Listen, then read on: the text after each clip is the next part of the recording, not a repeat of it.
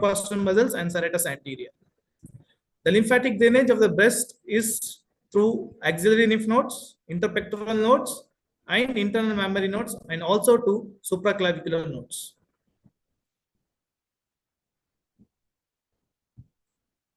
The most important part of breast lump is standardized as triple assessment.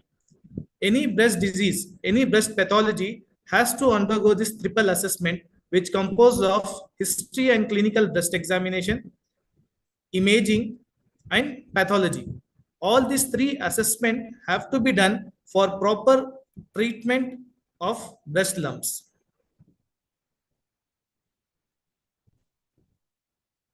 History of the breast lump. Any patient who comes to our OPD presents with complaints of breast lump. So we have to consider the age. Elderly age are more prone for breast lumps, which are more favoring breast cancers. Younger age may also be prone for breast cancers, but more likely will be benign lumps. Considering the socioeconomic status, breast cancers are common in higher socioeconomic status and obese individuals. Whereas in lower socioeconomic status, it is cervical cancer which is more common. History of the breast lump, what we should ask for the patient in the OPD is the duration of the breast lump. How long has been the breast lump? Is it short duration or it's been there for years together? Although most of the females don't do self-breast examination or do not remember the exact onset of breast lump. What is more important is, in that case, we have to ask is the progression of the breast lump. Has the breast lump increased rapidly, which is favoring more in favor of malignancy, and we have to be cautious. And also we should ask the history, other than the breast lump, does she has any other lump in the axilla or in the neck region?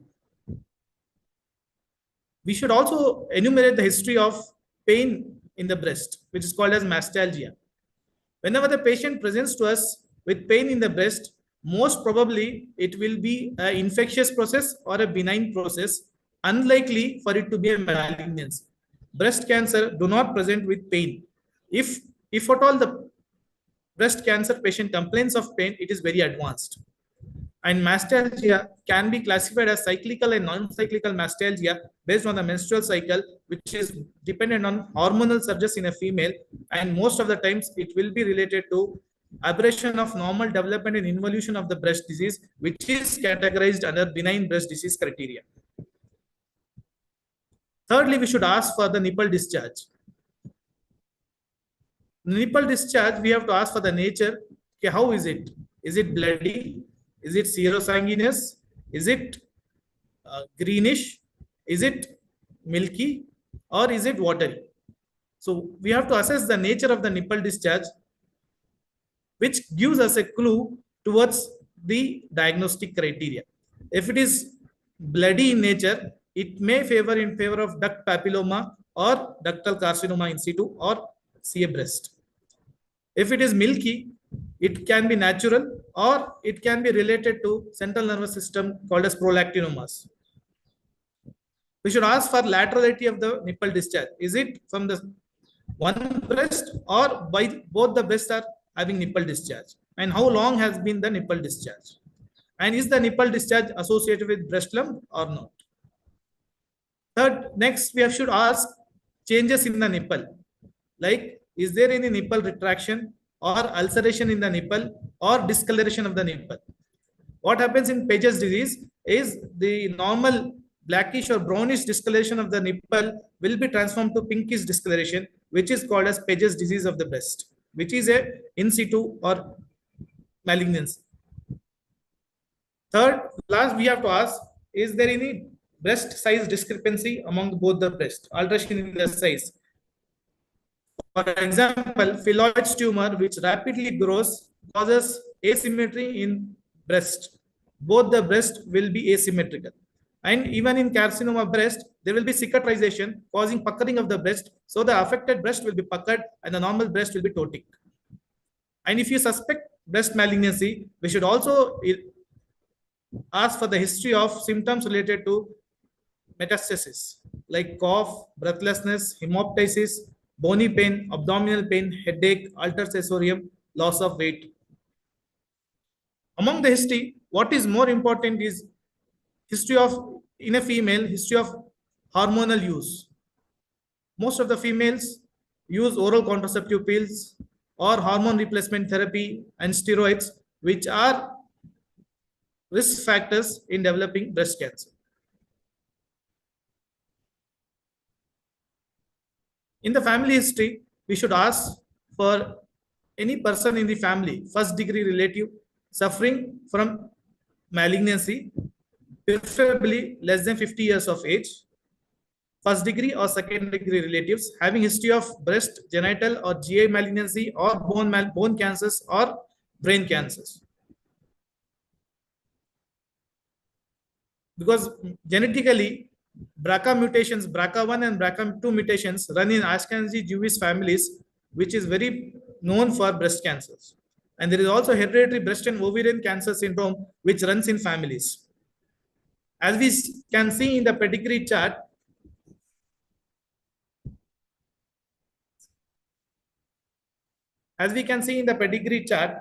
that the great grandmother had suffered from breast cancer, and the great grandchildren are known to pass on the genetic information and developing breast cancer. So history is very important in enumerating the family tree and knowing is any family member affected with malignancy in them. Also elaborating on the menstrual history, that breast cancer are mostly likely dependent on hormones. Prolonged exposure to hormonal age will lead to breast cancers. History of early menarche and late menopause is a risk factor for developing breast cancer. And history of multiparity and breastfeeding is a reducing risk factor for breast cancer. And also dietary, smoking and alcohol history has to be taken. The most important part in a patient present with breast lump is examination. Most of practice can be made with clinical breast examination, and we can mostly diagnose what the patient is suffering from. We have to ensure privacy and adequate exposure. We have to examine the patient under supine, sitting, semi-recumbent, recumbent, and bending forward position to assess the breast lump, whether it is fixed within the breast tissue or it is fixed to the chest wall or is there any skin infiltration. We have to inspect both the breast, look for the symmetry, skin changes, and nipple abnormalities. Skin changes can be in the form of ulceration, frank breast malignancy for long time causing skin ulceration and fungation, or it can be in the form of satellite lesions, or it can be in the form of skin changes leading to edema of the breast skin, which is called as PUD or orange peel appearance of the skin. And nipple abnormalities, as I had explained, we have to look for any nipple retraction or cracking or color discoloration of the nipple. After inspection, we have to palpate the breast lump. We have to feel the consistency of the lump, whether it is firm in consistency or hard in consistency, and its mobility, whether it is very mobile, as we call it, as we see in fibroadenoma, it's called as mouse in the breast. It just slips within the breast tissue, which is fibroadenoma, which is benign. Or we have to feel that whether is this lump fixed within the breast tissue. If we move the lump in the breast, the whole breast will also move. That means which is arising from the breast itself. And how many lesions are there? Is there one lesion or multiple lesions? And we have to feel for the borders, whether it has got diffuse borders or it has got a well-defined round borders. So by this, we can make out, okay, what are we suspecting? As I said, we have to look for the skin examination, and also we have to palpate the axilla and supraclavicular fossa to look for axillary and supraclavicular lymph nodes. Axilla, we have to palpate for the anterior pectoral nodes, posterior pectoral nodes, apical nodes, and central nodes. Once we have Clinically examination, once we have completed the clinical examination, next thing is to do an imaging before we do any intervention. Of the imaging for breast, we have got X-ray mammography, secondly ultrasound or called as sonomammography, and thirdly MRI. We have to do breast imaging prior to interventions because we have to avoid artifacts which can mimic malignancy. So when a patient comes with breast lump, considering her age, if the age is less than 30 years, we have to proceed with sonomammography or ultrasound of the breast. And if age is between 30 to 39 years, first investigation of choice will be ultrasound of the breast, followed by mammography if we find it to be suspicious. If age more than 40 years, then the first investigation of the choice should be mammography. Mammography includes X-ray of the breast plus ultrasound of the breast. And then we have to score it as per the BIRAT scoring, which is called as Breast Imaging Reporting and Data System. We generally don't ask for mammography less than 30 years because which is a very dense breast, and mammography will not be very sensitive enough to pick up lesions in a dense breast. Mammogram can be done as a screening tool as well as a diagnostic tool. Mammogram is nothing but an X-ray of the breast, which is done in two oblique views. One is mediolateral oblique view and craniocaudal view. If a radiologist wants to be more precise, he can take additional views. The reason why we ask for a mammogram or an X-ray of the breast is to define the extent of the lesion, multifocality or multicentric lesion, and also to know whether there are any microcalcifications. The reporting of the mammogram is based on breast density and calcification. The breast density can be classified as fatty, scattered, or dense, or extremely dense. Things what we have to see on the mammography is mass and its size, shape, and margins. And look for calcification. If there are microcalcifications, more in favor of malignancies. If there are macro or coarse calcification, which favors benign. And also we should look for architectural distortion. We can see few of the mammography images where there are architectural distortion, speculated margins, and microcalcifications. All these features are favoring malignancy. The concept of all evaluation of a breast lump is to rule out malignancy first.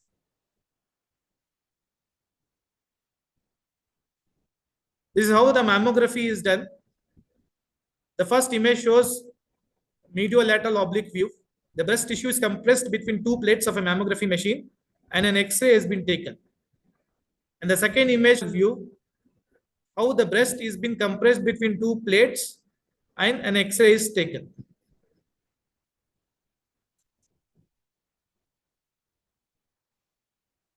The report mammography is the combination of X-ray and ultrasound results in BIRATs, which is called as breast imaging reporting. 6 categories, 1 to 6. Category 1 and 2 and 3 are benign in nature. The risk of malignancy in this is less than 2%. If the BIRATs is 4, BIRATs 4, then the risk lies between 2 to 95%. It is this BIRATs 4 reporting which gives the clinician a hint towards to be more cautious and an aggressive investigation to be done. So anywhere BIRATs 4 reporting has to be taken with pinch of salt and needs to be evaluated thoroughly. So radiologists can further classify BIRATs 4 into 4A, 4B, and 4C based on the suspicion index. And BIRATs 5 is highly suggestive of malignancy and which suggests, and we have to do a tissue diagnosis. And BIRAT 6 is reported when an FNAC or a biopsy confirms that there is a breast cancer, then only the BIRAT 6 is reported. The advantages of mammography, it has got very minimal radiation exposure, 2 milligray of exposure. And the disadvantages, it is very limited sensitivity in dense breast and it is painful. As I said, in dense breast and young age, we cannot do mammogram because we cannot make out the exact findings because of dense breast. Ultrasound is an adjunct to diagnosis. It is combined with mammography. Combination of mammography and ultrasound is negative, then the risk of cancer is less than 3%. The advantages of ultrasound is easily available, useful in dense breast. What are the findings suspicious of malignancy in a breast lump is speculations, hypoechoic, microlobulation shadowing, and lesion taller than wide with irregular margins. The disadvantage of ultrasound is that it cannot detect microcalcification and it is operator dependent. Third is magnetic resonance imaging of the breast, which has got very limited indications. We do only for few patients, we require an MRI. Most of the diagnosis can be made with mammography and ultrasound. The indications for MRI is if there is other breast primary. For example, the patient presents with axillary lymph node, axillary lump, and breast examination is normal. Then comes the indication for MRI. And when there are suspicious skin findings, for example, there are pudy orange appearance of the skin and breast examination is normal and you suspect it to be breast cancer, then we ask for MRI. And when the mammography reports it to be BIRATS 1 to 3, an inflammatory breast cancer, and nipple discharge evaluation, which cannot be detected by mammography or ultrasound, then only we ask for MRI of the breast. And in dense breast, we can do MRI of the breast, which will be diagnostic.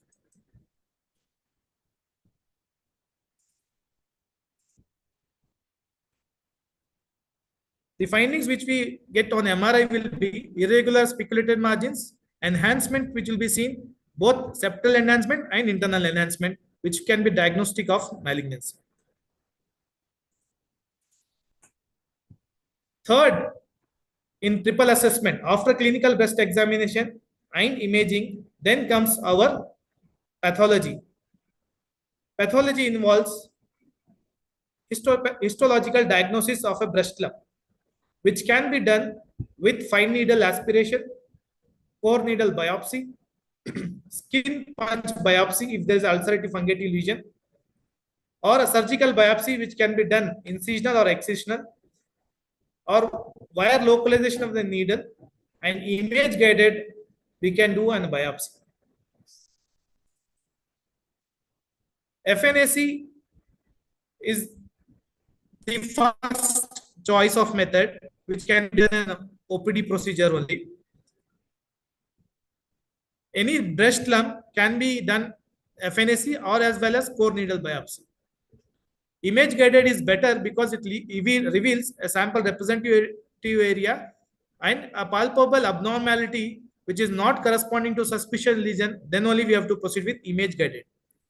So image guided like ultrasound or mammography or an MRI guided imaging is done whenever the lesion is not palpable or the lesion is very small or weak or the lesion is very small.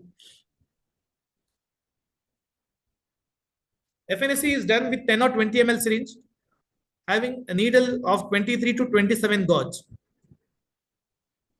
It's very less in FNAC.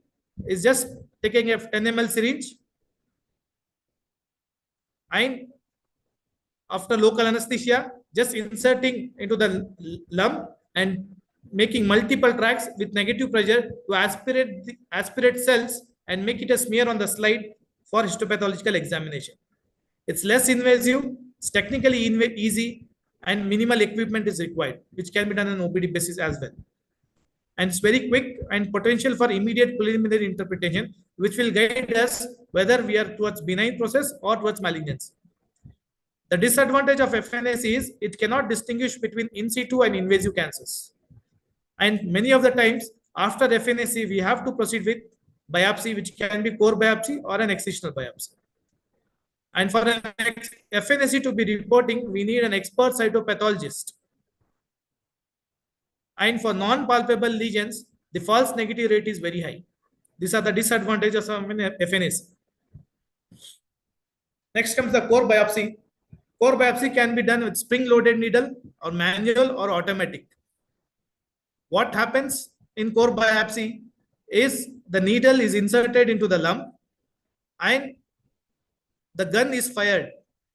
With the fire, the tumor tissue comes within the slot of the gun and the tissue can be sent for histopathological examination. This is the standard of choice in many centers now. How it is done? A local infiltration is done around the lump. With a small 11 number blade, a small incision is made on the breast skin. Then the gun is inserted into the breast lump and the gun is fired. And the sample is sent to pathological examination is informally. The sensitivity is 97 to 99% in core needle biopsy. It is also called as vacuum assisted biopsy device, where a probe is inserted into the breast tissue and a negative suction is applied and to and fro movement is done.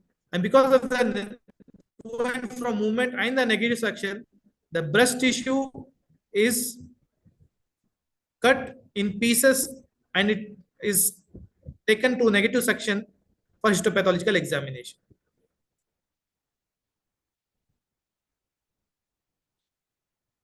Also, we can achieve histopathological diagnosis by doing a skin biopsy. If there is fungation, we can do a skin biopsy. Or if there is Paget's disease, we can do a skin biopsy. And if there is inflammatory breast cancer, as I said, PUD orange appearance of the skin, we can do a skin biopsy to look for tumor in dermal lymphatics.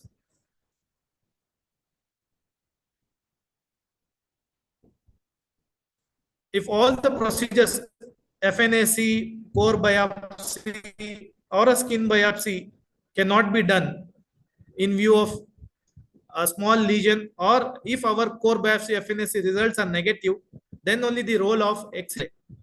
Excision biopsy is the last resort. It should not be done in a first approach. First, we have to try with FNAC, then the core biopsy, or image-guided FNAC, image-guided core biopsy. If all this fails, then only we should resort for excision biopsy of the breast lump.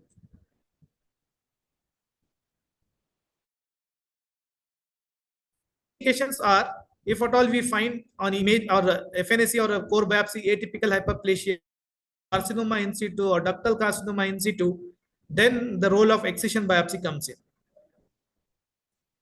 Incision biopsy should be avoided. Incision biopsy, for example, there is a lump which is a big lump, okay, and we just cut the skin and take an incision into the tumor and take a biopsy from it. That has to be avoided because we can do better tissue diagnosis by a core biopsy itself. So incision biopsy is better avoided. It should be the last resort to be taken.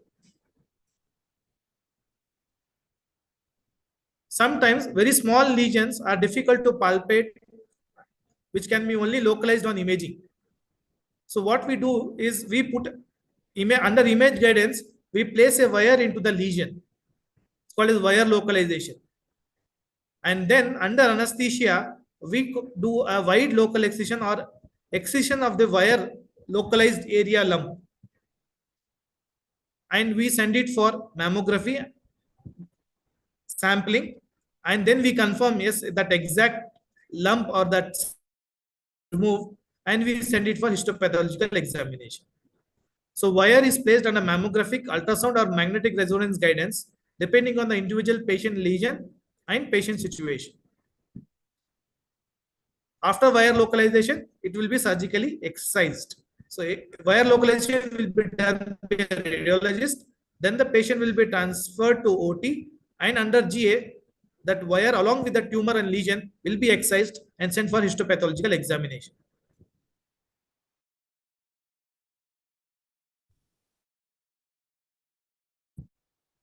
So the take-home message is whenever the patient presents with breast lump, the most important thing is after history is to do a clinical breast examination. If the clinical breast examination is normal, there is no lump palpable, there is no abnormality in the breast and the axilla, she can be observed and she can be re-entered into primary screening schedule. If there is breast lump palpable, then an ultrasound or a mammography has to be done. After the ultrasound and mammography is done, based on the findings on the ultrasound and mammography, if it is benign, then patient can be under follow-up. Like for example, fibroadenoma, which is very small in size and patient does not have pain and patient is asymptomatic of it, fibroadenoma can be observed. Similarly, there can be fibroadenosis, which is physiological, or there can be something called as UNDI, aberration of normal development and involution, which are all benign things which can be under observation. And ductectasia, radial scar, this can also be under observations. So based on the ultrasound findings, if the findings are more in favor of benign nature, the patient should be under follow-up. If any imaging is suspicious of malignancy, either Barrett's 4, then we have to do a histopathological examination, which can be done first FNAC, then core biopsy. If FNAC core biopsy does not yield result, then we have to do image guided FNAC, image guided core biopsy. If even this fails, then the last resort should be excisional biopsy. After the excision biopsy, then the pathologist will examine and give us what it is. If it turns out to be malignancy, then we have to do a proper oncological workup and treat her as per the guidelines. Thank you so much.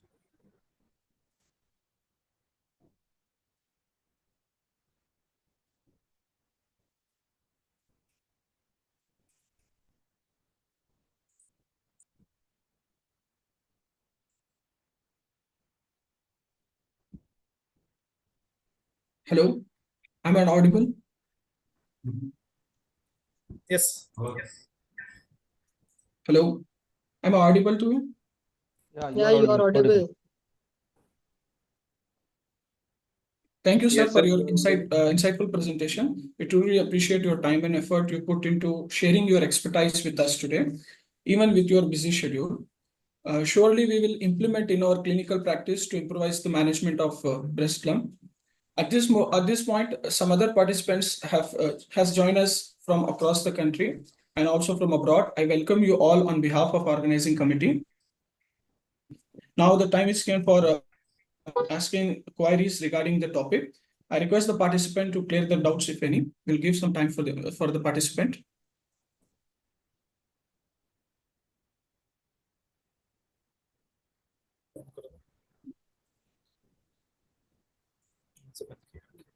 Okay. Now, if there are no doubts from the participants, we will move on to our next speaker.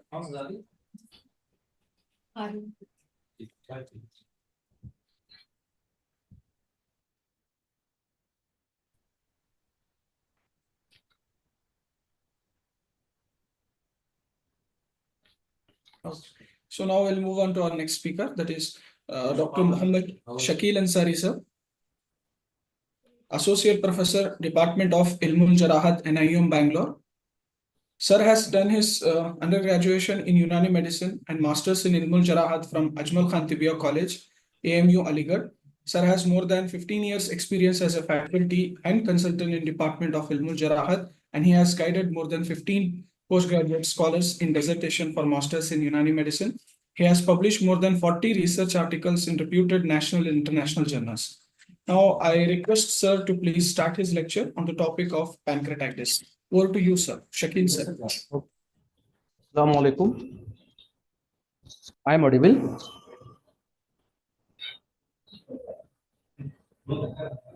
Audible. Okay. Assalamu alaikum. My topic of presentation for today's webinar is pancreatitis. As we know, if we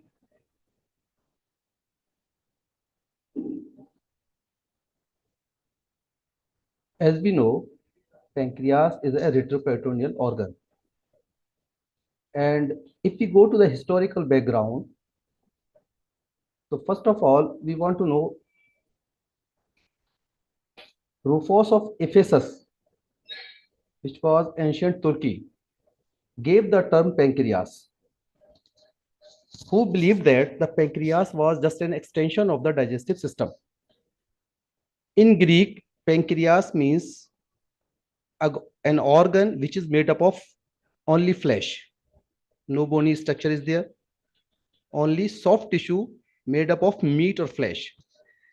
The pancreas is a gland that is partly endocrine and partly exocrine. One scientist, Homer, used the word sweet bread to describe it as an animal flesh. But we know the fact is that it becomes very bitter to a surgeon and not sweet when it develops major disease like pancreatitis.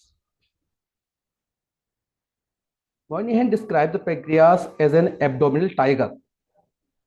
We know that J.G. Wirsung introduced the main duct of the pancreas, and accessory duct of the pancreas was discovered by G.D. Santorini. Claude Bernard introduced the digestive function of the pancreatic juice. In 1921, Banting introduced the effect of pancreatic juice on the diabetes mellitus by experimenting on the dog. We have to know some knowledge or some idea about the anatomy of the pancreas. As we know, pancreas is a retroperitoneal gland which is exocrine as well as endocrine. It is about 15 centimeter long, 3 centimeter broad, and 1.5 centimeter thick. And in shape, it is similar to the pear. It is pear-shaped retroperitoneal gland. Its weight is near about 80 to 100 gram. It is divided into 4 parts: head, neck, body, and tail. And head is the widest part of the pancreas. And middle section is the body. And the thinnest part is the tail. Pancreas is a fixed organ. It is located posterior to the posterior side of posterior abdominal wall. The head of the gland lies within the C-loop curve of the duodenum. The neck of the gland is constricted segment of the gland lying anterior to the superior mesenteric vessel. It means superior mesenteric vessel just lie behind the neck part of the gland. The body part of the gland is a horizontal segment lying behind the lesser sac and stomach. Dorsal to the body runs the splenic vein. The tail of the pancreas follows the splenic vessels into the splenic hilum. The omental bursa lying above. Transverse mesocolon lie in front of the gland. Greater sac is lying below the pancreas. In the above side, it is related to the first part of the duodenum, pylorus of the stomach, liver, spleen. And downside, it is related to the third part of the duodenum, jejunum, transverse colon, and spleen.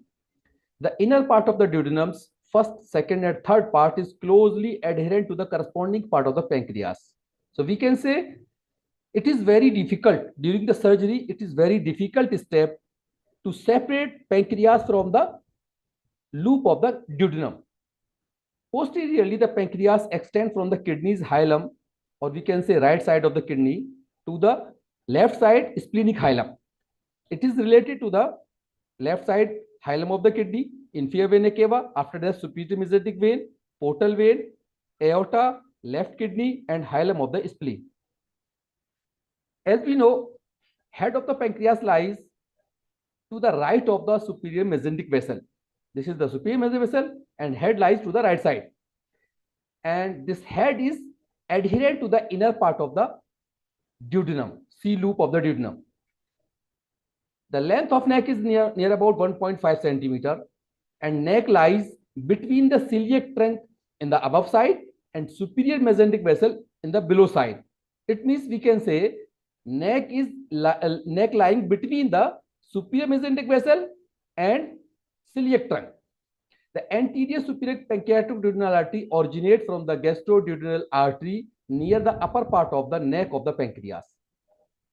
Behind the superior mesenteric vein joins the splenic vein to form the portal vein. So we can say formation of portal vein just behind the neck part of the gland. The body of the pancreas lies towards the left of the neck. It is related to the fourth part of the duodenum, suspensory ligament of Treves, jejunum's first part, and the transverse colon's left side. The tail of the pancreas is the distal most part of the pancreas, and it is the thinnest part of the gland. Its tip is related to the spleen. It is enveloped within two layers of the splenorenal ligament along with the splenic vessels. The tail of the pancreas may be mobile. As we know, there are two important ducts inside the pancreatic gland. The main duct, which is also called duct of Wirsing, opens at the major duodenal papilla. The size, the diameter of the diameter of the duct just before the entry into the duodenum is near about 3 to 4 mm. It enlarges slightly with the advancing age. The diameter of the duct tapers to the 1 to 2 mm towards the tail. The accessory pancreatic duct, the second duct, that is also called duct of Santorini, opens at the minor duodenal papilla. This minor duodenal papilla lie proximal to the major duodenal papilla. Both bile and pancreatic ducts open into the duodenum in 60% of the individual. In 30% of the individual, duct of Santorini ends blindly and it will not open into the duodenum, and the duct of Wirsing only carries the whole secretion. In 10% of the cases, duct of Wirsing may be small or absent, and duct of Santorini secretes entire pancreatic juices. The main duct of Wirsing begins at the tail part of the pancreas and runs posteriorly on the body and head of the pancreas, receiving numerous tributaries at its right angle. Then it joins CBD at second part of the duodenum to form pancreatoduodenal vater, or we can say ampulla of vater. And this ampulla of vater opens on the major summit of the papilla 8 to 10 centimeter from the pyloric end of the stomach. The accessory pancreatic duct, or we can say duct of Santorini, opens at the minor duodenal papilla, which lie proximal to the major duodenal papilla. We also know the muscle sphincter complex is situated in the duodenal wall, and there are four sphincter, two in the bile duct, one in the pancreatic duct, and one in the combination of both. So we can classify superior bile duct sphincter or superior choledochal sphincter, inferior bile duct sphincter or inferior choledochal sphincter, ampullary sphincter, and pancreatic sphincter. As we know, for a long time, the glandular function of the pancreas was not understood, and it was thought that the function of pancreas is only one, that is to provide cushion for the stomach, to act as a cushion for the stomach. The pancreas is situated in the retroperitoneum. Its head constitutes 30% of the gland by mass, and the neck, body, and tail of the pancreas constitutes 70%. The head lies within the curve of the duodenum, overlying the body of the second lumbar vertebra and the inferior vena cava. The aorta and the superior mesenteric vessel lie behind the neck of the gland. Coming off the side of the pancreatic head and passing to the left side and behind the superior mesenteric vein is the uncinate process of the pancreatic gland. Behind the neck of the pancreas, near its upper border, the superior mesenteric vein joins splenic vein to form one important vein, that is the portal vein. And portal vein carry all of the blood drainage from GIT structure as well as pancreas to the liver. The tip of the pancreatic tail extends up to the splenic hilum. The pancreas Weight of the pancreas near about 80 to 100 gram, and 85% of this is composed of exocrine acinar tissue organized in the form of lobules. The main pancreatic duct branches into interlobular and intralobular ducts, ductules, and acini.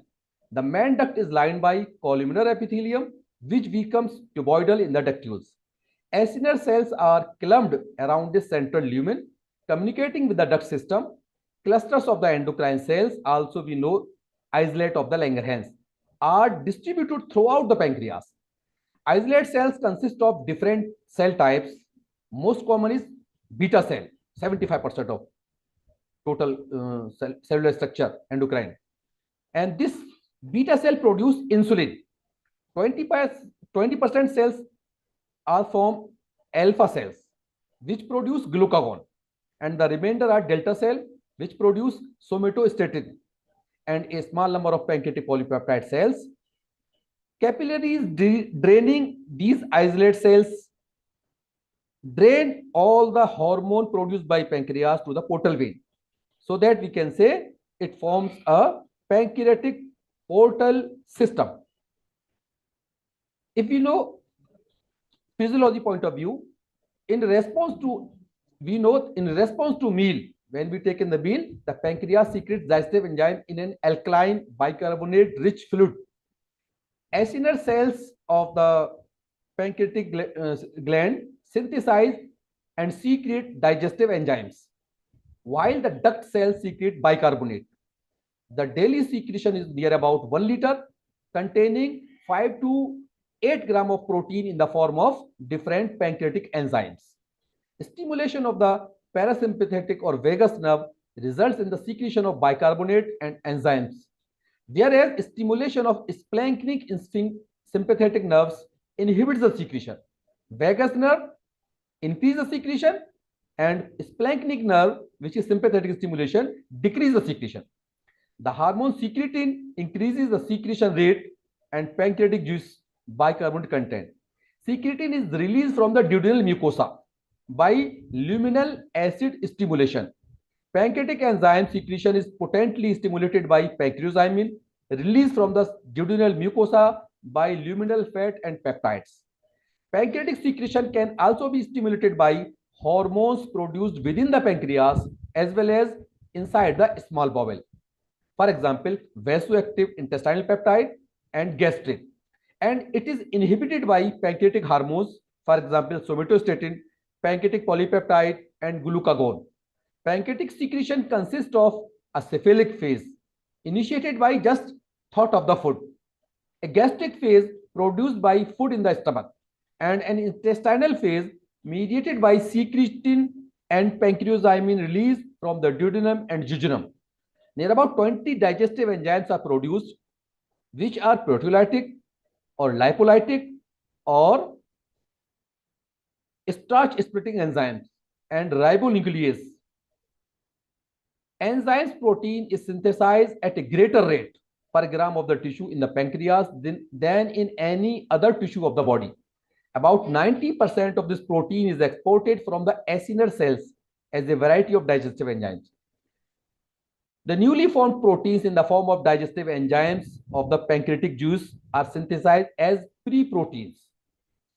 The proteins move from the rough endothelial endoplasmic reticulum, the Golgi complex, to the Golgi complex, where lysosomes and mature zymogen storage granules containing proteases are stored.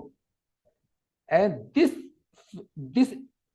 mature zymogen storage granule is very important to avoid any damage to the pancreatic tissue itself.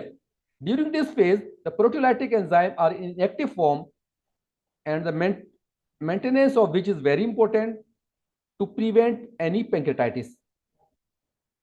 Physiology of the pancreas. As we know, exocrine part made up of alveoli, acini with a central lumen.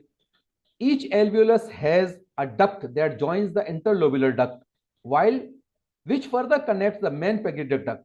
The exocrine part deals with the pancreatic juice secretion, and endocrine part deals with the secretion of the production of the different hormones, for example, insulin, glucagon, somatostatin, etc.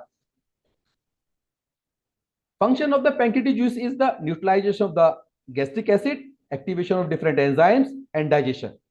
Digestion of the protein, digestion of lipid, and digestion of the carbohydrate. All these three are done by the different enzymes of the pancreatic juice.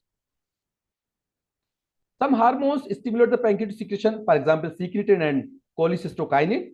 Some hormones inhibit the pancreatic secretion, for example, pancreatic polypeptide, somatostatin, peptide, YY, and peptides like ghrelin and leptin. Today's topic is pancreatitis. As we know, inflammation of the pancreas. It is the most devastating condition of the abdomen, or we can say in all the condition of acute abdomen, pancreatitis is on the top. Marshallese classified pancreatitis into 4 types: acute pancreatitis, acute relapsing pancreatitis, chronic pancreatitis, and chronic relapsing pancreatitis. As we know, pancreatitis is the inflammation of the gland parenchyma of the pancreas. Clinically, it is divided into acute, which presents as an emergency, and chronic, which is a prolonged and frequently lifelong disorder resulting from the development of fibrosis within the pancreatic gland. Acute pancreatitis is an acute condition presenting with abdominal pain and is usually associated with raised pancreatic enzymes level in blood or urine. The mechanism of injury in pancreatitis is the premature activation of the pancreatic enzymes within the pancreas itself, leading to autodigestion of the pancreatic tissue. Anything that injures the acinar cells impairs the secretion of zymosin granule or damage the duct epithelium, and it can trigger acute pancreatitis. Once the cellular injury has been initiated, the inflammatory process can lead to the pancreatic edema, hemorrhage, and necrosis of the tissue. As inflammatory mediators are released into the circulation, then systemic complication may occur, such as hemodynamic instability in the form of shock, bacteremia, which may occur due to the translocation of the gut flora, and acute respiratory distress syndrome and pleural effusion, gastrointestinal hemorrhage, renal failure, and disseminated intravascular coagulation. Acute pancreatitis may be categorized as mild or severe. In case of mild acute pancreatitis, it is characterized by interstitial edema of the gland and minimal organ dysfunction. 80% of the patients will have a mild attack of pancreatitis, and mortality from this is very low, near about 1%. But in case of severe acute pancreatitis, it is characterized by pancreatic necrosis, a severe systemic inflammatory response, and often multi-organ failure may occur. In those who have a severe attack of pancreatitis, the mortality varies from 20% to 50%. About 1/3 of the death occur in the early phase of the attack from multiple organ failure, while death occurring after the first week of onset are due to the septicemic complications, septicemia, etc. Chronic pancreatitis is a continuing inflammatory disease of the pancreas characterized by irreversible morphological changes, typically causing pain or permanent loss of function. Many patients with chronic pancreatitis have exacerbation, but often the condition may be completely painless. Etiology of the acute pancreatitis. The two major causes of the acute pancreatitis are biliary calculi, or we can say gallbladder stone, and second most common cause is alcohol abuse. Gallstone pancreatitis is thought to be triggered by the passage of small gallstone down to the common bile duct. Biliary and pancreatic ducts joins to form a common channel before ending at the ampulla. Obstruction of this passage due to the gallstone may cause a reflux of bile or activated pancreatic enzymes into the pancreatic duct. The proposed mechanism for alcohol pancreatitis includes the effect of diet, malnutrition, direct toxicity of the alcohol, concomitant tobacco smoking, hypersecretion, duct obstruction, or reflux of the pancreatic juice into the pancreatic duct system, and hyperlipidemia. The remaining cases may be due to rare causes or may be idiopathic. We have done one procedure, ERCP, in case of so many diseases of the pancreas. Then after doing the ERCP, 1 to 3% patients develop pancreatitis due to the duct disruption and enzyme extravasation. Patients tend to suffer acute pancreatitis while in their teenagers, and they may progress to the chronic pancreatitis in the next 2 decades, and these patients have a higher risk of developing pancreatic cancer by the age of 70 years. These are some classification and list of the causes of the pancreatitis. Most common is gallstone, alcoholism, post ERCP, abdominal trauma following biliary and upper abdominal surgery, and ampullary tumor. So many drugs are also responsible. Next, deciding the severity. What is the possibility of the danger in case of pancreatitis? A scoring system has been developed to predict the severity of acute pancreatitis by Ranson and Glasgow scale. Two scales are there. If out of these 10 or 8 or 10 parameters, if 3 parameters or 3 factors are present, then we can say this is a case of severity. Severity is more, or we have to be conscious about the prognosis. Clinical presentation of the acute pancreatitis is abdominal pain is the cardinal symptom. Most important symptom is the severe abdominal pain. And this pain is characteristically develops quickly, reaching maximum intensity within minutes rather than hours. Within minutes, it will reach to the highest pain threshold and persist for hours or even days. The pain is frequently severe and constant and not responding to the usual doses of analgesics. Pain is usually experienced first in the epigastric region, but may be localized to either in the upper quadrant or epigastrium, or it may felt diffusely throughout the whole abdomen. There is also radiation to the back in near about 50% of the patient. The pain is radiated to the backside, and some patient may gain relief by sitting or leaning forward condition. The suddenness of the pain onset may simulate a perforated peptic ulcer. We have to confuse either this is a case of acute pancreatitis or a case of perforated peptic ulcer, because in both the disease there is the acute and sudden onset of the pain, acute pain and sudden onset of the pain. While biliary colic or acute cholecystitis can be mimicked if pain is maximum in the right side of the upper quadrant.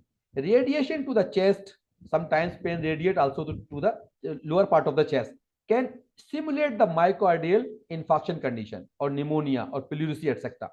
Acute pancreatitis can mimic most causes of the acute abdomen. Nausea, repeated vomiting, and retching are usually marked accompaniments. Troublesome hiccups may be due to the gastric distension or diaphragmatic irritation. Investigation we have to do for the 3 purposes. We want to know pancreatic damage, we want to know the condition of pancreatic function, and we want to know the about the morphological abnormality in the parenchyma and duct system of the pancreatic gland. So for this purpose, we have to do pancreatic damage may be measured by level of the pancreatic enzymes in the body fluids. And pancreatic function will be assessed by measuring the bicarbonate and enzymes produced in the pancreatic juice, or we have to assess the function of the pancreatic gland. Morphological abnormality in the parenchyma and duct system, it will be assessed with the help of computerized tomography or ERCP, or some a little bit help may be gained from the ultrasonography of the abdomen also. Typically, the diagnosis is made based on the clinical presentation, and an elevated serum amylase level 3 to 4 times of the normal value, that is more than 1000 Somoga unit, is the indicative of the disease of the acute pancreatitis. A normal serum amylase level does not exclude acute pancreatitis, because particularly if the patient has presented a few days later, after 4 to 8 days, the raised serum amylase level comes to the normal level. So if we see a patient with the symptoms of the acute pancreatitis after 4 or 5 days, and we see the level of the serum amylase is normal, it will not exclude the possibility of the acute pancreatitis. If the serum lipase level can be checked, it provides a slightly more sensitive and specific test than amylase. If there is doubt and other causes of acute abdomen have to be excluded, then we have to do CECT, which is best single imaging investigation in case of confusion to diagnose the acute pancreatitis. Estimation of the pancreatic enzymes in the body fluids. When the pancreas is damaged, enzymes such as amylase, lipase, trypsin, chymotrypsin are released into the serum. Measurement of the serum amylase is the most widely used test of pancreatic damage. Amylases are hydrolytic enzymes that digest starch, or we can say polysaccharide. The serum amylase rises within a few hours of the pancreatic damage and decline again after the 48 hours. Decline started after 48 hours. After 2 days, it will declining, returning to the normal values within the 4 to 8 days. So a serum level of greater than 1000 somoga unit is generally required to support the diagnosis of acute pancreatitis. Amylase are found in the pancreas, salivary gland, lactating breast, fallopian tubes, liver, and bile duct. But significant rise is most likely maybe only due to the arise from the pancreas. A plain abdominal radiograph may also help in diagnosing a case of pancreatitis. It may show an air-containing, slightly dilated loop of small bowel over the left upper quadrant near the pancreatic tail, which is also called sentinel loop, by the local involvement of the small bowel. Moderate distension of the duodenum with an air fluid level may also be visualized on doing plain abdominal radiography. Mild distension of the transverse colon with the collapse of the descending colon, or we can say colon cutoff sign. Okay, and also we can find sometimes on doing plain abdominal radiograph, calcified gallstone may be detected and pancreatic calcification may also be seen. Ultrasonography does not establish a diagnosis of acute pancreatitis. It will help only to show a swollen pancreas. But ultrasonography should be performed within 24 hours in all patients suspected to be of the acute pancreatitis to detect the main cause, that is the gallstone. CT computer tomography is necessary for all patients, particularly those with mild attack of the acute pancreatitis. Contrast enhanced CT is indicated if there is diagnostic uncertainty and in patient with severe acute pancreatitis to distinguish interstitial from necrotizing pancreatitis. MRI can yield similar information just like CT scan. Endoscopic ultrasonography and MRCP can help to detect CBD stone and to assess the pancreatic parenchyma. By doing the ERCP, the identification as well as removal of the CBD stone from the CBD in case of gallstone pancreatitis. How to manage acute pancreatitis? If after initial assessment, a patient is considered to have a mild attack of pancreatitis, we have to diagnose there is only the mild attack of pancreatitis, then conservative approach is sufficient with the help of intravenous fluid administration and frequent observation, because observation is very important to see what is the prognosis of the symptoms. Symptom is deteriorating or reversing back to the normalcy. Antibiotics are usually not indicated in case of mild attack of the pancreatitis. Apart from analgesic and anti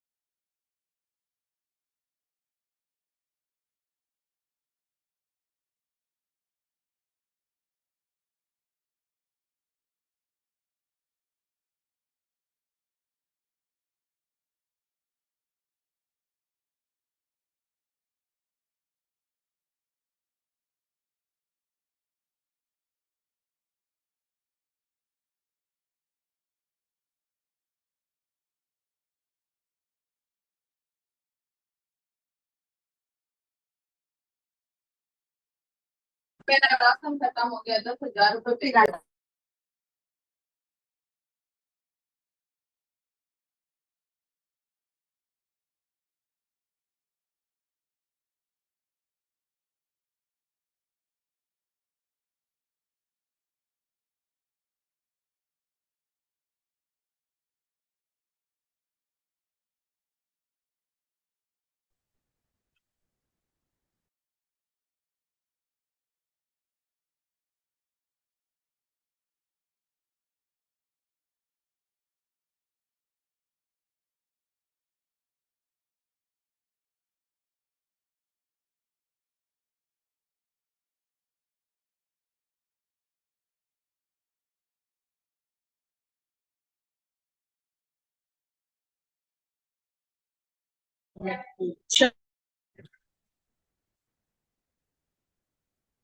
वो है इस पे लेकिन जब यहाँ से आएगा तो यहाँ पे कैसे आएगा?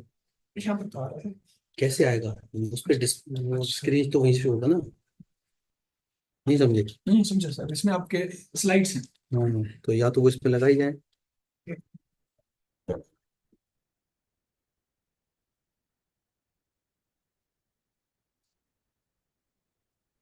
नेट नहीं ऑन हुआ अभी।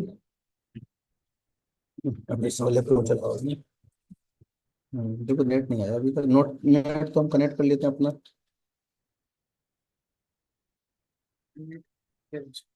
वेट करते हैं। हम्म। Hello.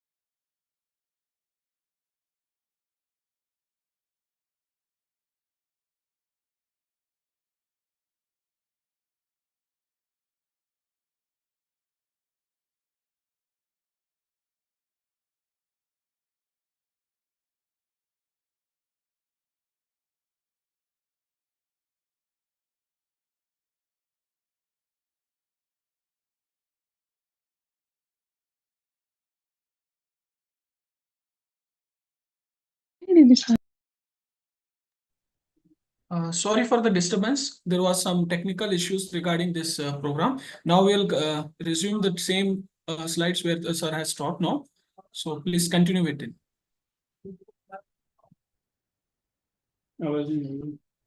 Hello. Hello, am I audible to you? Sorry for the disturbance. There was some technical issues regarding the connections. Now it's been restored. Now this will continue for further slides. Thank you. Carry on, sir.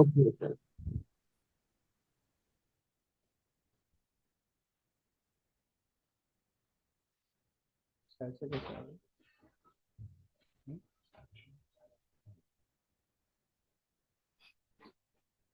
So in the part of management, if after initial assessment,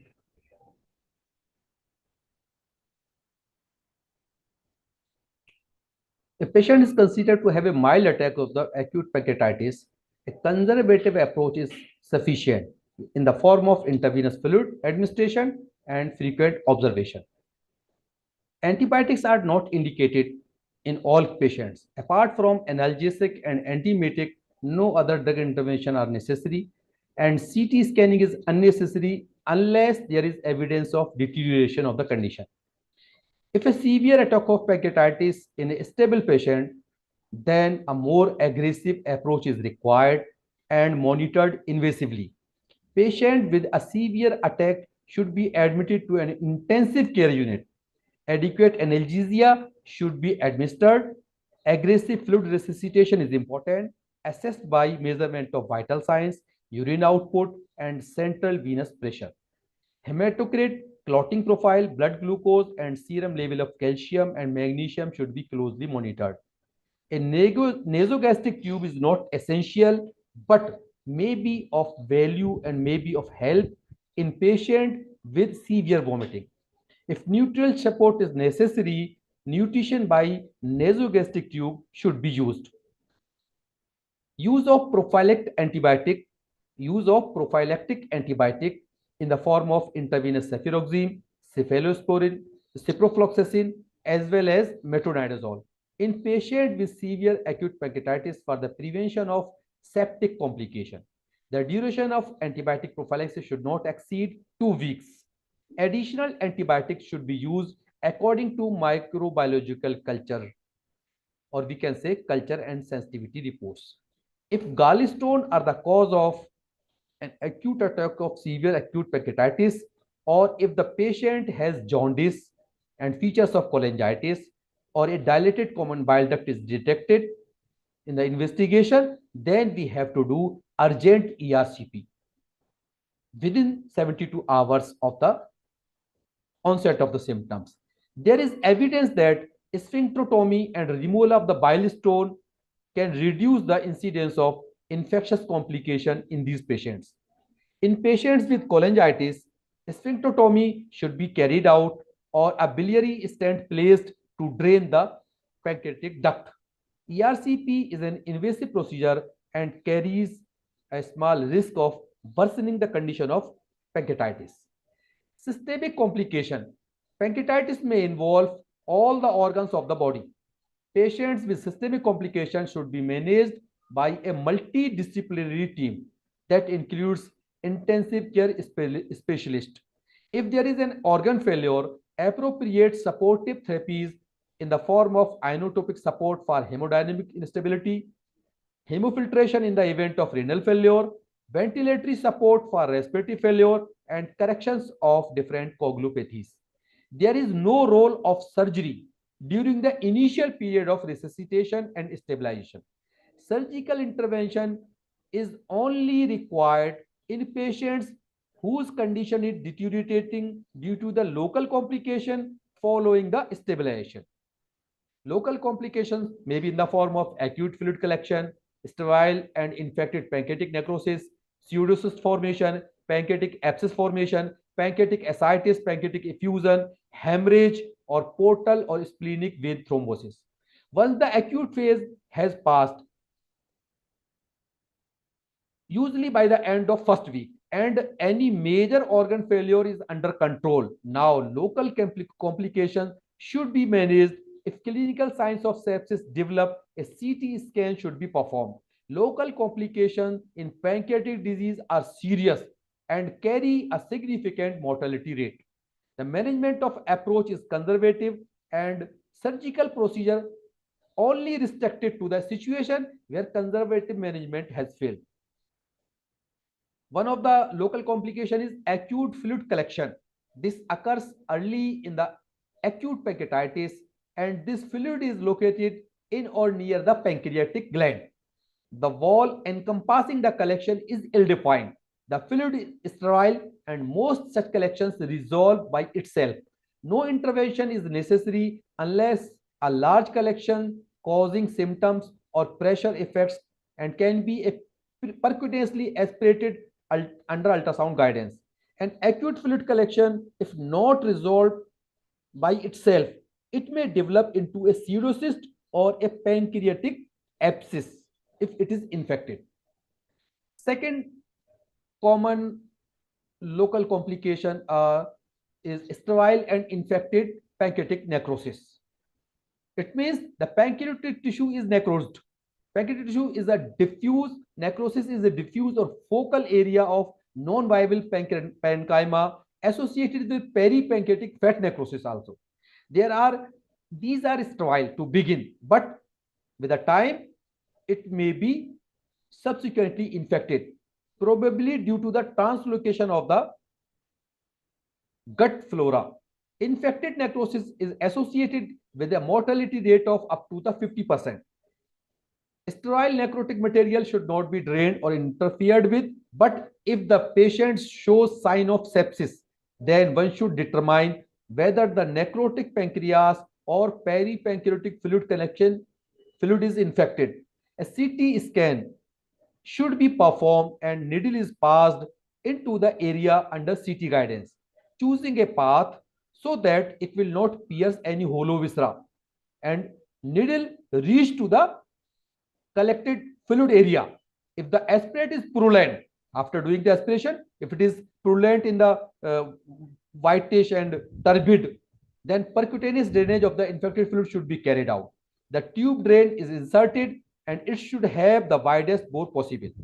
The aspirate should be sent for culture and sensitivity report, and appropriate antibiotic therapy should be accordingly started according to the sensitivity report. If the necrosis, sepsis worsens, if the sepsis after necrosis, sepsis is there, so sepsis worsens, then a pancreatic necrosectomy or the removal of the necrosed part of the pancreatic gland, it should be considered. This is a challenging operation. This is a challenging operation. With one sitting, it is not possible to cure or to do the complete pancreatic necrosectomy. We have to do so many times, or we have to do keen observation of that tissue, necrosed tissue of the pancreas. So it carries high morbidity and high mortality and is best carried by a specialist unit. It required a special unit of the special surgeon. The surgical approach may be through a midline laparotomy, especially if the area involved is around the head of the gland. If the head of the gland of the pancreas is involved, then we have to use midline laparotomy, incision in the midline.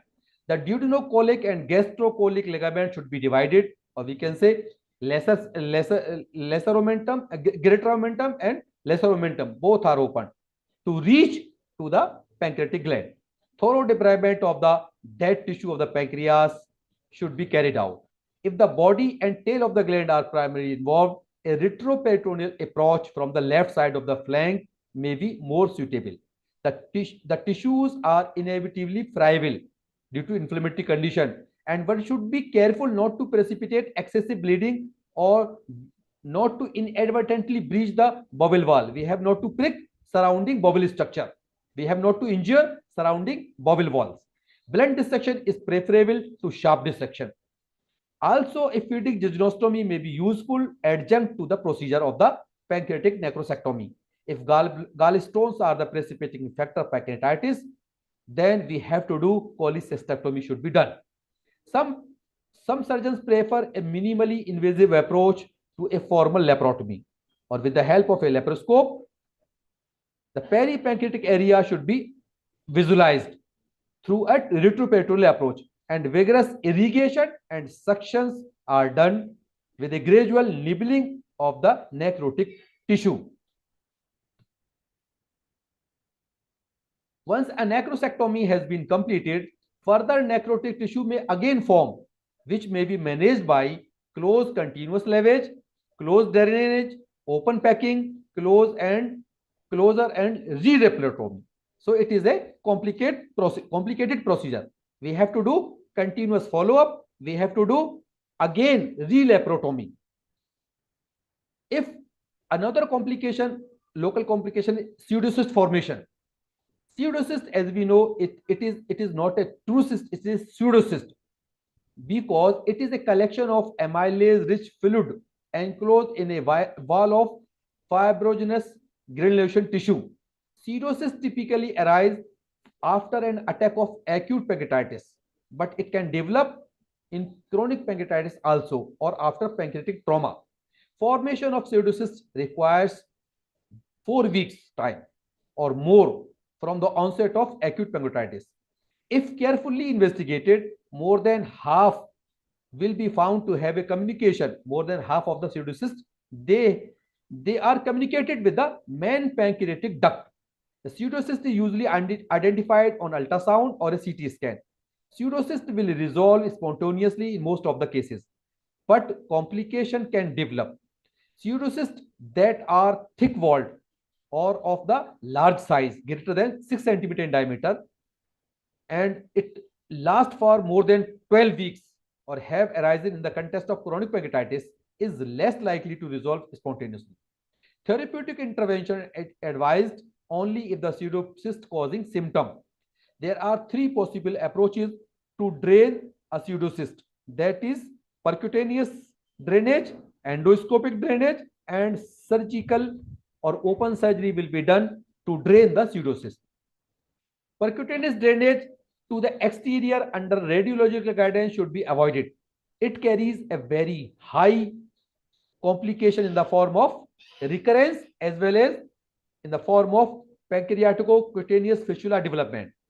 Percutaneous transgastric cystogastrostomy can be done under imaging guidance, and a double pigtail drain is placed with one end in the cyst cavity and the other end in the epigastric lumen, in the gastric lumen of the stomach. This requires a special expert surgeon, but in experienced hand or expert surgeon, the recurrence rate are less. Endoscopic drainage usually involve the puncture of the cyst through the stomach wall or duodenal wall. The success rate depends on operator expertise. How much is the expert surgeon doing this procedure? The chances of success are more. Occasionally, ERCP and a placement of pancreatic stent across the ampulla of Vater may help to drain the pseudocyst in communication with the pancreatic duct. Surgical drainage involves internally draining the cyst into gastric lumen. We have to drain the pseudopancreatic cyst into the lumen of the stomach.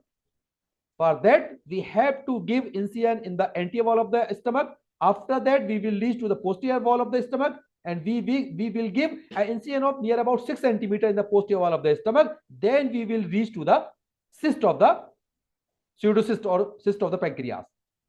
So pseudocysts that have developed complication are best managed by open surgical intervention. Chronic pancreatitis, as we know, is a chronic inflammatory condition in which there is irreversible progressive destruction of pancreatic tissue. Its clinical course is characterized by severe pain and later stages exocrine as well as endocrine pancreatic insufficiency is there. In the early stages of the chronic pancreatitis, it is frequently complicated by attack of acute pancreatitis also, which are responsible for the recurrent pain that may be the only clinical symptom. The disease occurs more frequently in men. Male to female ratio is 4:1, and the mean age of incidence of chronic pancreatitis is near about 40 years. Etiology and pathology of the chronic pancreatitis. High alcohol consumption is the most frequent cause of chronic pancreatitis. Other causes include pancreatic duct obstruction resulting from stricture formation after pancreatic trauma or after acute attack of pancreatitis, or even occlusion of the pancreatic duct by pancreatic cancer, carcinoma of the pancreas. Congenital abnormalities such as pancreatic divisum and annular pancreas is also, if associated with papillary stenosis, are rare causes of the chronic pancreatitis. Among the idiopathic group, those who live in the warm climates such as Kerala in South India and appears to have a high incidence of pancreatitis. Features include diffuse enlargement of the pancreas and diffuse and irregular narrowing of the main pancreatic duct. At the start of the disease, when symptoms have developed, the pancreas may appear normal. After some time, the pancreas enlarges and becomes hard as a result of fibrosis of the pancreatic tissue. The duct of the pancreas become distorted and dilated with areas of both structure formation and ectasia. Calcified stone may also occur in the pancreatic duct. It may be of small stone or up to the 200 milligram within the duct of the pancreas. The duct may become occluded with a gelatinous proteinaceous fluid and debris and inflammatory.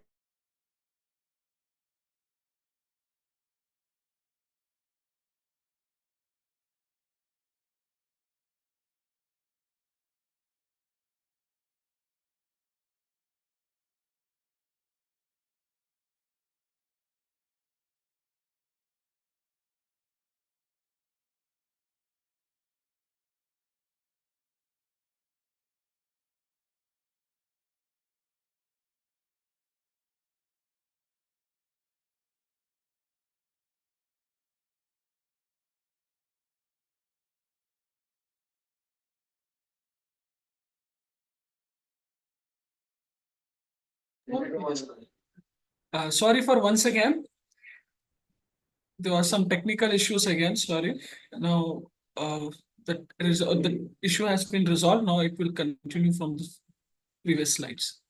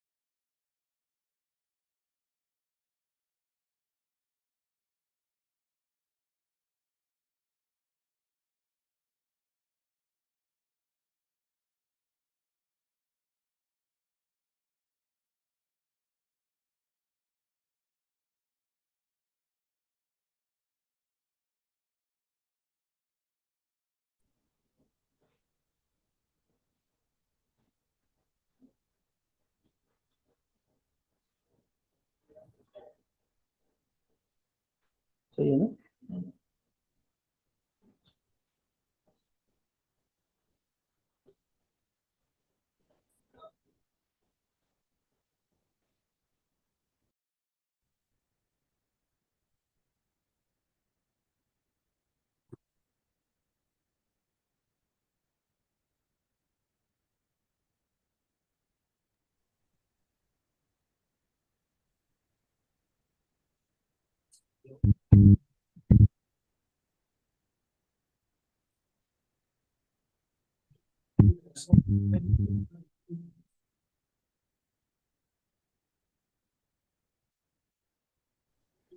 Hello. Hello. Yes, sir. You are audible, sir. Yeah. So, in the case of chronic pancreatitis, at the onset of the disease, when symptoms have developed, the pancreas may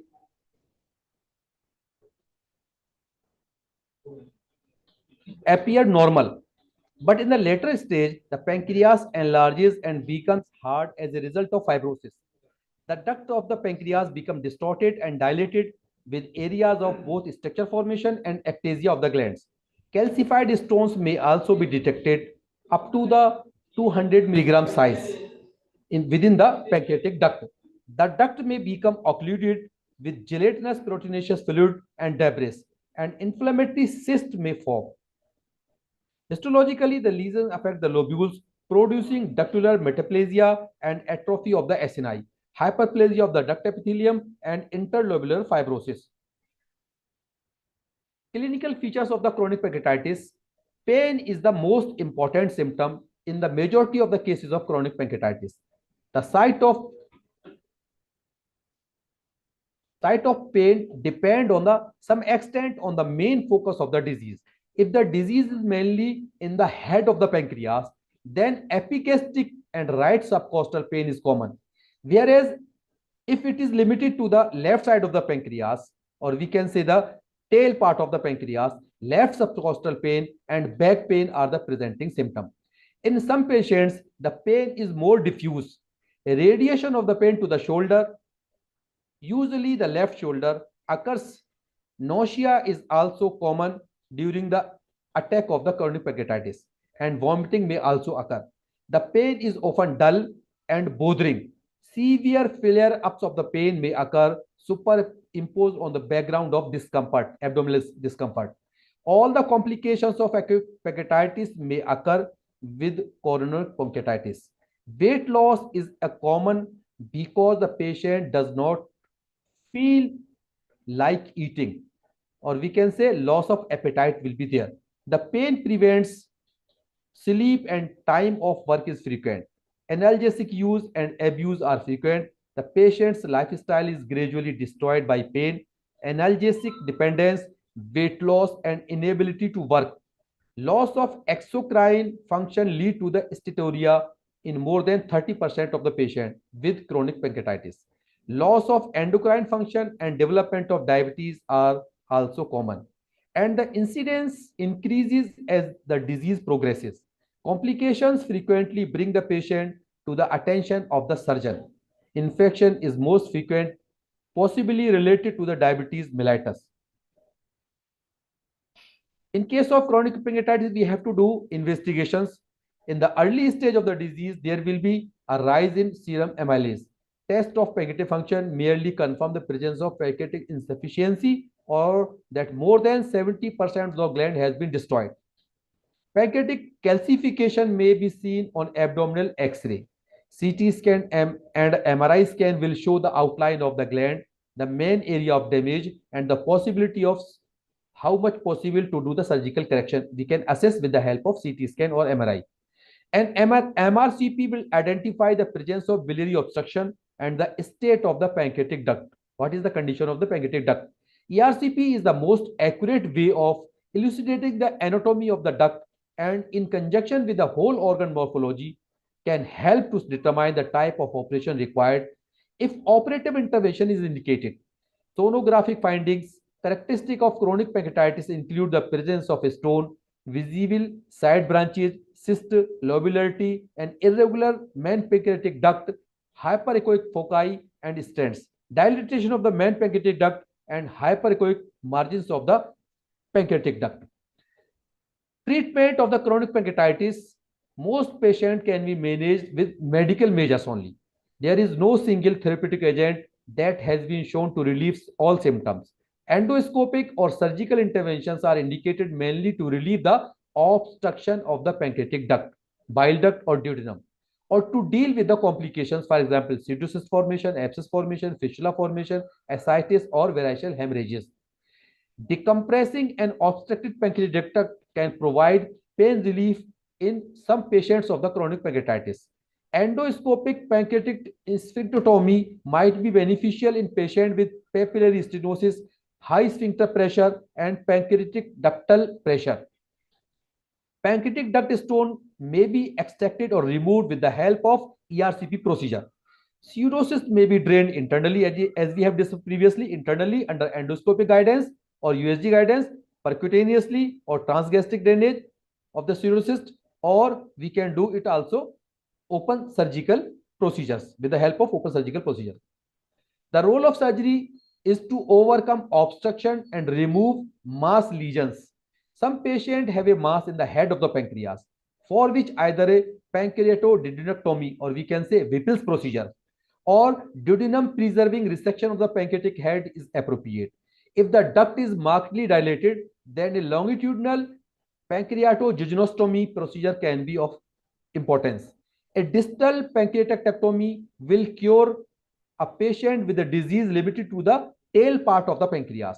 Patient with the intractable pain and diffuse disease may plead for a total pancreatectomy in the expectation that removing the offending organ, which is the disease creating problem organ, or we can say pancreas, will relieve their pain. If we remove the na rahega baans na bajegi bansuri, if we remove the disease pancreas, whole of the pancreas in the form of total pancreatectomy, the pain will be disappeared.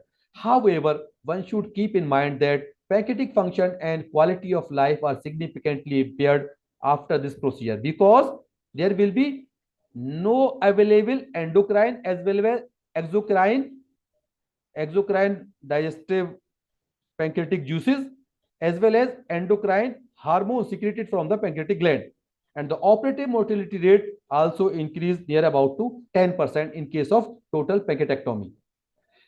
Principles of surgery in case of pancreatic surgery: pancreatic duct decompression drainage reduces the pain and retains the existing exocrine and endocrine function, but chances of malignant transformation are still high. In a significant number of patients, recurrence of symptoms, 50% recurrence of pain in 5 years, and progression of the disease pathology occurred, and it does not give a complete cure. The normal diameter of the pancreatic duct is 4 mm in the head region, 3 mm in the body part, and 2 mm in the tail part of the pancreas. A pancreatic duct diameter, if it is more than 7 mm, then it is a clear-cut indication for surgery in the form of pancreaticojejunostomy, or we have to bypass pancreatic tissue with the help of jejunal loop. Pancreatic resection or total pancreatectomy is the ideal technique which relieves pain, and exocrine and endocrine deficiency in the form of brittle diabetes are the drawback. The pancreaticoduodenectomy Whipple's procedure is the other option to give adequate relief. It is preferred in patients having relatively normal body and tail of the pancreas. The tail and body is normal, but head is the disease part. Then we have to remove the head of the pancreas along with the duodenum. So we can say pancreaticoduodenectomy, or also we can say it is Whipple's procedure. It's suitable if tail and body part is normal. Occasionally, when the disease is limited to the tail and body, then distal pancreatectomy with or without splenectomy, often with distal pancreaticojejunostomy, may be done. However, it is not beneficial if the disease is extensive and diffuse. Resection is the main method of treatment if ductal dilatation is not adequate. Duct is not dilated so much, then we have to do resection of the pancreatic tissue. Combined resection and drainage procedures are also done. The head is decoded at various levels and decompression of the duct system is done, and it is anastomosed to the jejunal loop. Different surgeries are mentioned here. For example, in the name of surgeon, Partington-Rochelle operation. Here, longitudinal pancreaticojejunostomy is done using almost the entire laid open pancreatic duct. Duct was very much dilated, so whole of the pancreatic duct was laid open, and it will be anosmosed to the loop of the jejunum. The spleen is retained in this operation. This is now a commonly done procedure. Nowadays, Partington-Rochelle is the common procedure to be done in the cases of pancreatic diseases. Pearce operation. As the duct is dilated more than 8 mm, the duct can easily be opened longitudinally. After removing all stone from the duct, it is anosmosed to the jejunum as an Rao and Y anosmosis. In Pearce operation, the spleen is also removed. But in case of Partington-Rochelle, we have to save the spleen. Splenectomy was not done. But in Pearce operation, we have to do splenectomy also along with the bypass surgery of the duct of the pancreas. Total pancreatectomy is indicated when the entire gland is diseased. It relieves the pain and also prevents the diseased pancreas from turning into malignancy. Chances of malignancy are 0 in case of total removal of the diseased pancreas. Patient has to take insulin and oral pancreatic enzymes permanently because there is no production of the pancreatic juice as well as pancreatic hormones due to the removal of the whole of the pancreatic gland.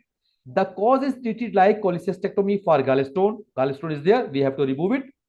We have to remove gallbladder. Therapeutic ERCP is useful in the removal of stone in cases of dilated duct.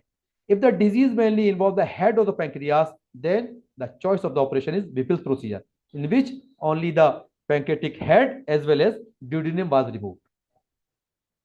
Fraise procedure. In case of Fraise procedure, we have to do longitudinal pancreaticojejunostomy after excision of the peripancreatic duct tissue.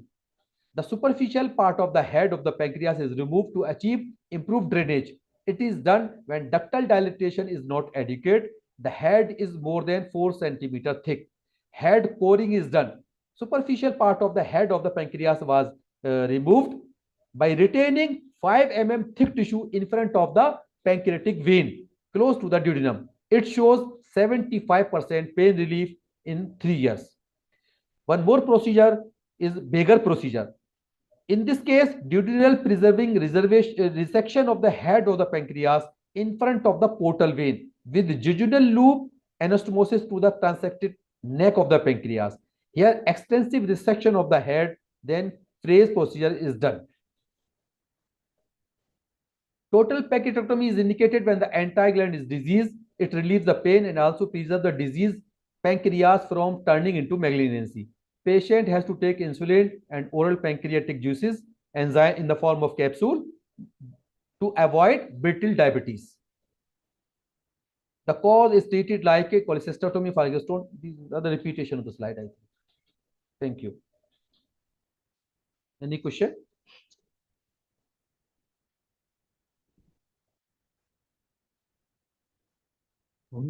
Thank you, sir. Thank you for sharing your insights and knowledge on the topic. Now I request the participants to clear their doubts, if any.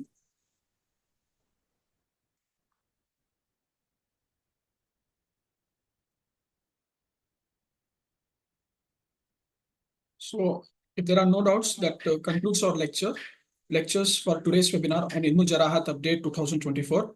As we come to the end of this insightful, engaging webinar, it's important to take a moment to express our gratitude to all those who have contributed to making this event a success. So a note about that, I request all the participants to kindly fill out the Google feedback form that is shared in the chat box to get your e-certificate on your email address. So now I formally acknowledge and thank everyone involved. I would like to invite Dr. Mehjabeen ma'am, Fatima ma'am, Assistant Professor, Department of Ilmul Jarahat and Organizing Secretary of this webinar for vote of thanks. Over to you, ma'am. Am I audible? Hello? Am I audible? Yes, ma'am. Okay. Assalamu alaikum to everyone. Honorable Director, in charge, NIUM Bangalore, Professor Abdul Nasir Ansari. Respected HOD, Department of Ilmul Jarahat, NIUM, Dr. Firdaus Ahmad Najjar. Respected speakers, Dr. Zubair Ahmad, Consultant Surgical Oncologist and Laparoscopic Surgeon, and Dr. Muhammad Shakil Ansari, Associate Professor in Department of Ilmul Jarahat, NIUM Bangalore, and all the respective participants. I, Dr. Mehjabeen Fatima, Assistant Professor, Department of Ilmul Jarahat, NIUM Bangalore, take the opportunity to put my gratitude into words. I extend my gratitude to our Honorable Director in charge, Professor Abdul Nasir Ansari, for giving the support and encouragement to organize this webinar. A special thanks to our guest speaker, Dr. Zubair Ahmad, Consultant Surgical Oncologist, for accepting our invitation as a speaker despite his busy schedule and enriching us with his profound knowledge and experience on evaluation of breast lump. I must thank to our colleague and speaker of today's webinar, Dr. Muhammad Shakil Ansari, Associate Professor, NIUM Bangalore, for sharing in-depth knowledge on pancreatitis. I extend my gratitude to our HOD, Department of Ilmul Jarahat, NIUM Bangalore, Dr. Firdaus Ahmad Najjar, for providing immense support to make this webinar successful. I must thank the organizing team for working hard for the past few days to make this event successful. And I especially thank to our PG scholars of the Department of the Ilmul Jarahat.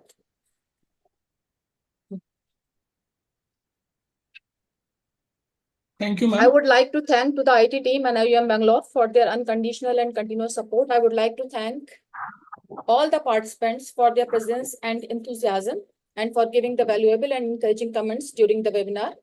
And once again, thank you all for making this event a great success. Thank you. Thank you, ma'am. I once again remind you all to fill out the Google feedback form to get your e-certificate. Thank you once again for joining with us. Today's webinar has been a fruitful exchange of knowledge. We hope you leave with valuable takeaways. Let's continue to stay connected and collaborate as we move forward. Have a great day. Hello.